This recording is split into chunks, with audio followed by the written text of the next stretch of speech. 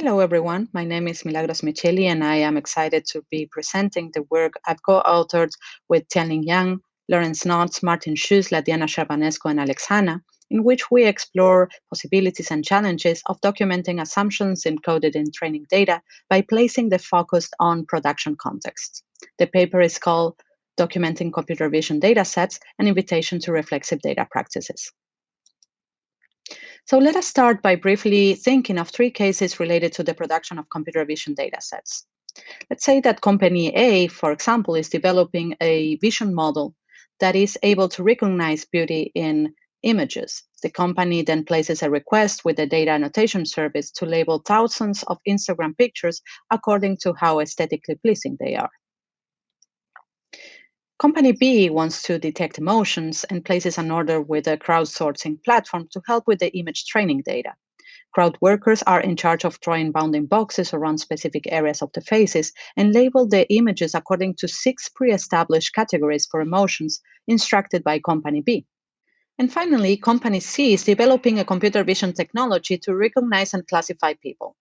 For their training data set, they request a data annotation company to label images of people according to predefined categories for race, gender, and age. Now, all of these examples come from real examples from the organizations that have participated in our study and serve to illustrate the exact type of questions that workers involved in the production of computer vision datasets need to resolve in their daily practices. In these examples, workers collect and pre-process images guided by certain underlying assumptions. Assumptions, for example, about what is beauty, assumptions about the relation between facial expressions and human emotion, and assumptions about gender and race and age as being some fixed attribute that can easily be recognized by looking at someone's face. Now, the origin of these assumptions not only relates to workers' individual subjectivities and bias. A relational view is definitely necessary to account for them because, in most of the cases, the categories for perceiving, classifying, collecting, and labeling data have been instructed by clients and managers and are based on technical possibilities, but above all, they are based on economic imperatives. And despite their crucial effects, most of the dynamics underlying the production of image datasets are deeply naturalized. Naturalization means that the assumptions that fundamentally shape datasets and systems, as well as the power dynamics involved, are in most of the cases taken for granted and normalized as business as usual. One widespread assumption is that there is an objective correspondence between appearance and essence and between image and category, and that there is, for instance, an objective answer to the question what race a person is, and that answer lays within the image. It's easy, we just need to zoom in and look closer, as this interview excerpt illustrates. So how do we unpack some of the assumptions and worldviews underlying image datasets? What we need are tools and frameworks that prompt questions such as what kind of epistemologies ground the formal definitions encoded in this dataset? Whose data is missing? And what assumptions have been naturalized during dataset development and will be reproduced by the system? Through our research, we argue that documentation could become one of those tools. But for documentation to fulfill the task, the focus must be placed on retrieving production contexts, and reflexivity, understood as a collective consideration of factors that shape praxis, must become the force driving documentation efforts. In the past decade, increasingly more work has highlighted the importance of documenting datasets, arguing that documentation could prevent undesirable bias in data, improve communication between dataset producers and consumers, and foster reproducibility. The papers on this slide have introduced structured documentation frameworks in the shape of checklists, data sheets, or software-assisted questionnaires, aiming to document various aspects of datasets' technical features and of the actors involved in dataset production. Some of those papers have become highly influential, and of course, we acknowledge that work for setting the basis for our investigation.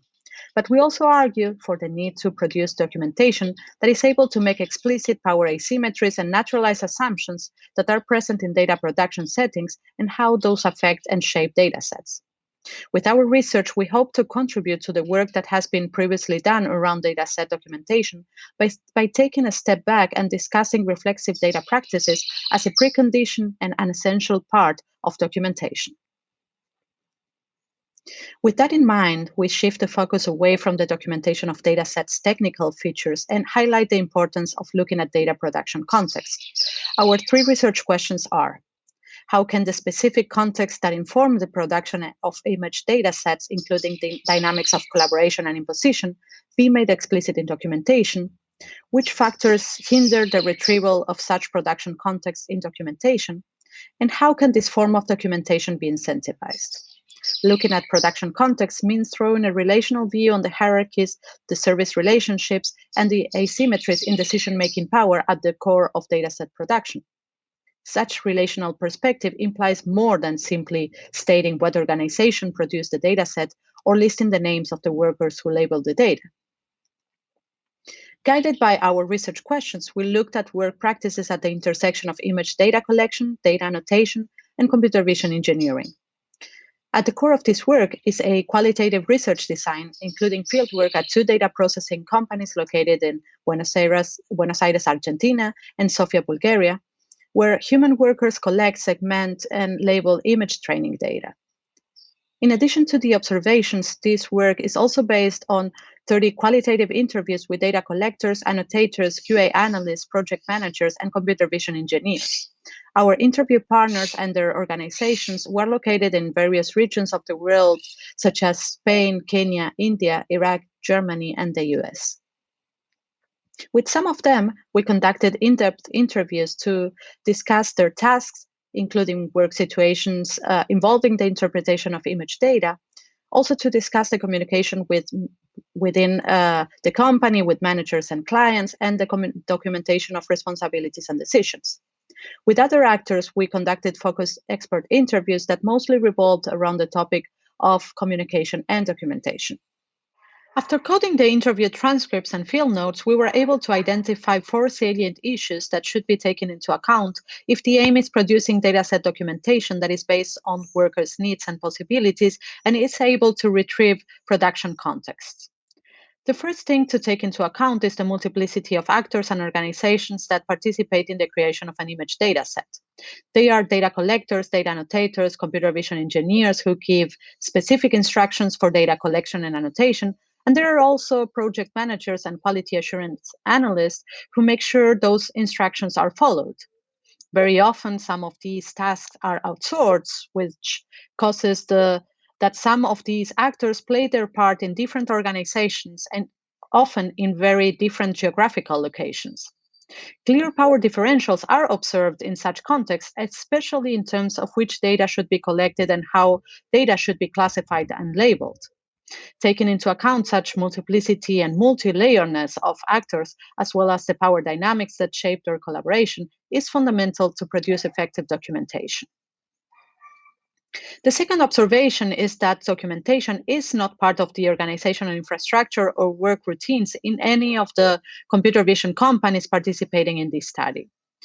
In these organizations, documentation is a task that is only to be considered once all other priorities have been attended to.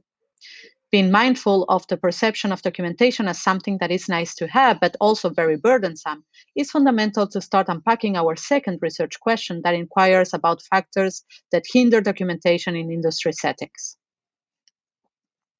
Our next observation relates to the multiplicity of purposes that can motivate documentation, thus addressing our third research question.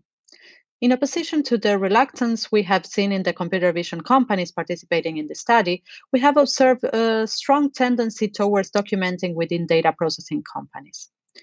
There are various reasons data processing companies have for documenting, including the use of praxis-based knowledge related to projects to improve workflows and the use of documentation to hold clients accountable in case of discrepancies.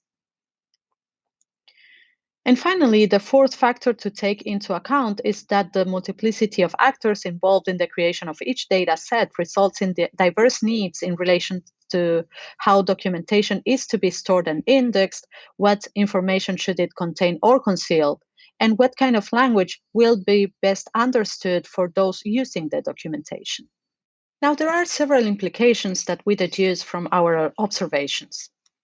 First and foremost, we argue that the documentation of computer vision datasets and of their production should not and probably cannot be carried out in the vacuum of each organization. As described in our findings, the distinction previous literature has established between dataset producers and consumers is in many cases not that clear, and collaboration between those actors producing the dataset and those using the dataset to train or validate models is very common. Given the multiplicity of actors involved in dataset production, documentation should be thought of as a collaborative project involving all stakeholders.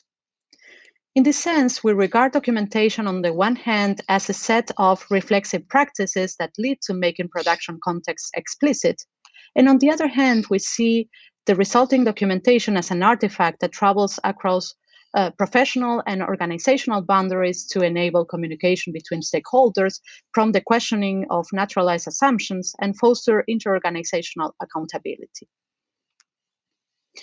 But for both the praxis of collective reflexivity that leads to documenting and the resulting documentation to be actually effective, they should be considered a constitutive part of dataset production. Documentation should not continue to be seen as a nice thing we do whenever we want to look ethical, but it should become part of the job of creating a dataset. We argue that structured documentation frameworks, such as checklists, are useful to report dataset technical features, but not sufficient to account for the dynamics of power and negotiation shaping datasets through work practices. And of course, we acknowledge that making visible the hierarchies where views and interests driving decisions and instructions is extremely challenging. One major difficulty lies in their taken for grantedness. Many of those hierarchies and assumptions are deeply naturalized. To address such challenge, we propose that reflexivity be an integral part of documentation.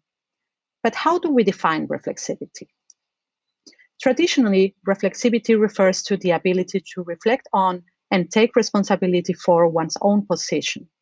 But in this paper, we lean on Pierre Bourdieu and regard reflexivity as a collective consideration of social and intellectual factors that shape and predetermine praxis. This form of reflexivity entails much more than observing how one actor's positionality affects data. We believe that this form of reflexivity could definitely help interrogate praxis fields and the relations that constitute them. So we borrow Bourdieu's book title, An Invitation to Reflexive Sociology, and transform it into an invitation to reflexive data practices. If documentation is to be seen as a collaborative project, reflexivity of work practices should be understood as a collective endeavor where widespread assumptions, field epistemologies, and power relations are interrogated. This form of reflexivity fosters a relational perspective and, as Bourdieu describes, can be helpful to question assumptions at three levels. Referring to the praxis of sociological research, Bourdieu argues that the first layer of hidden presupposition where reflexivity could be useful is fostered by researchers' social position in relation to other actors and the field.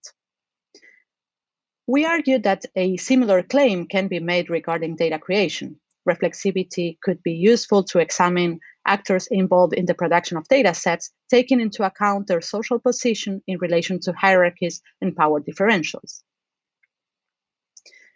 The second level of presupposition argued by Bourdieu hides behind field epistemologies that inform the knowledge research is able to produce. In the same way, we argue that reflexivity could be used to question widespread assumptions, methods, and framings that shape computer vision and the data sets that are produced as a consequence. Bourdieu calls the third level of hidden presupposition the intellectualist bias. That is the tendency of researchers to place ourselves outside of the object of study, believing that our inquiries are purely scientific and unconstrained from social positions and economic interests.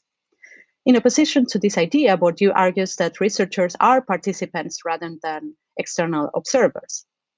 In the same way, we argue that this notion of reflexivity can help data and computer vision workers position themselves as data co-creators, make explicit the economic imperatives driving many decisions, and question notions such as raw data and ground truth labels. Reflexive data practices can be perceived as complicated and time-consuming, and organizations might be reluctant to adopt them. Being mindful of that, we consider here several reasons why organizations could be inclined to adopt reflexivity-based documentation. First, reflexive documentation can contribute to the preservation of praxis-based knowledge that could otherwise get lost due to workers' flow or simply because knowledge has been the product of situated solutions that have not been reflected upon. Second, given the multiplicity of organizations involved in dataset production, we argue that reflexive documentation can constitute a great asset to foster inter-organizational accountability in case of disagreement. Third, reflexive documentation that is able to retrieve the context of data production could constitute a useful tool for auditability, for instance, when computer vision outputs are publicly questioned, or for internal ethics teams who would like to perform an asset for potential fairness concerns prior to the release of a model trained on such data. And finally, we argue that regulations could constitute a powerful incentive for the adoption of documentation.